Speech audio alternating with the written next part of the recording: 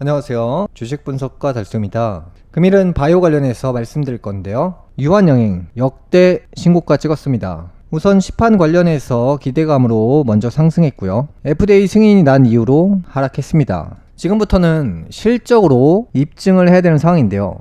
이 회사는 지난 시간에도 말씀드렸지만 셀트리온과 비교를 했을 때 굉장히 저평가 영역에 있기 때문에 물론 신약에 대한 매출이 반영된 것은 아직 아닙니다. 그래서 이 유한영행의 주가를 참고하시면서 HLB를 투자할 수 있는데요. 금일 10.8% 상승하면서 이러한 영향으로 HLB가 상승으로 전환했습니다. 그래서 이제 유한영행처럼 역대 신고가가 가능한 대시세가 가능한 HLB인데요. 말 그대로 유한영행이 만약에 하락을 한다라고 했을 때는 HLB도 비슷한 그림으로 갈 확률이 높지만 유한영행이 만약에 우상향 그림으로 미래의 실적에 대한 기대감으로 예를 들어서 연매출 예상치가 2조 원인데 4조 원가량으로 껑충 뛰게 됐을 때 수십조 원에 달하는 시가총액을 평가받을 수 있는 건데요. 결과와 상관없이 기대감으로 주가는 상승한다라고 말씀드리고 있는데요. 셀트리온의 시가총액이 43조 원가량 하고요. 현재 예상 매출이 3조 원대입니다.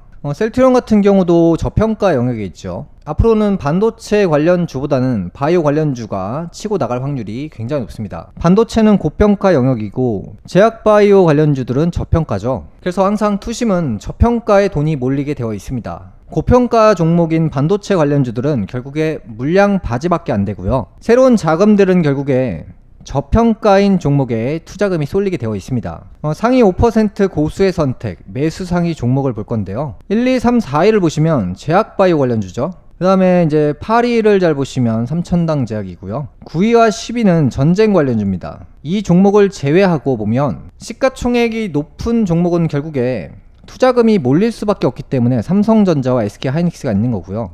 지금은 제약바이오 관련주에 투자금이 쏠린다는 것이 증거로 하나씩 나오고 있습니다. 이제 주주 인증 톡방 상황을 본다라고 했을 때는 인증 주주의 수가 계속해서 늘어나고 있는데요. 유한영행 같은 경우도 최근에 3,000명대에서 4,000명대로 늘었고요. 비율로 본다라고 하면 30% 이상 늘었다고 가정을 해보면 토론방에서 활동 안 하시는 분들이 훨씬 더 많기 때문에 그 비율도 상당히 많이 늘어나는 것으로 예상하고 있는데요. HLB 같은 경우도 천천히 오르막을 타고 있습니다. 그래서 유한영행보다는 지금은 HLB죠. HLB는 지금 기대감이 그냥 살아있는 상태고 유한영행은 사람들이 매출 기대감을 가지고 있는 거고요. 사실 매출 기대감보다 강력한 게 시판 기대감이거든요. HLB는 지금 현재 상당히 저평가인데요. HLB가 목표라는 것이 2조 원대 영업이익이고요. 셀트리온 같은 경우도 영업이익을 1조 원을 찍지 못하고 있습니다. 유한영행의 목표 영업이익이 4천억가량인데요. HLB의 목표 영업이익이 2조 원대입니다. 말도 안 되는 영업이익, 그러니까 실적을 목표로 하고 있는데요. 그 수치의 절반만 계산해도 조단입니다. 그만큼 이 HLB의 리보세라닙이 적수가 없다라고 생각이 듭니다. 유한영행 역대 최고가 경신, FDA 승인 호재 뒤늦게 소화. 지금 난리가 난 상황이죠. 개인 투자자들이 이런 뉴스를 보고 가만히 있을 수가 없습니다. 23일 오후 2시 30분 유한영행은 전 거래일 대비 10.19% 오른 10만 6천원에 거래되고 있다. 이날 장중한 때 11만 1,400원을 기록했고요. 역대 최고가를 경신했습니다. 앞서 미국 식품의약국은 지난 20일 유한영행의 비소세포 폐암 치료제 렉나자와 존슨앤드존슨 자회사인 얀센의 표적항암제 리브리반트 정맥주사 제형의 병용요법을 비소세포 폐암 1차 치료제로 승인했다. 증권가에서도 목표가를 상향으로 변경하고 있습니다. 하나증권은 지난 20일 유한영행의 목표 주가를 22% 올렸다. 렉나자의 파이프라인 가치를 기존 2조 5천억에서 2조 6,500억 원으로 상향하며 유한영행의 목표 주가를 기존 9만원에서 11만원으로 상향 조정했다. 투자 의견도 매수를 유지했다. 증권가에서도 개인들의 투심을 자극하고 있습니다. 다음 이슈인데요.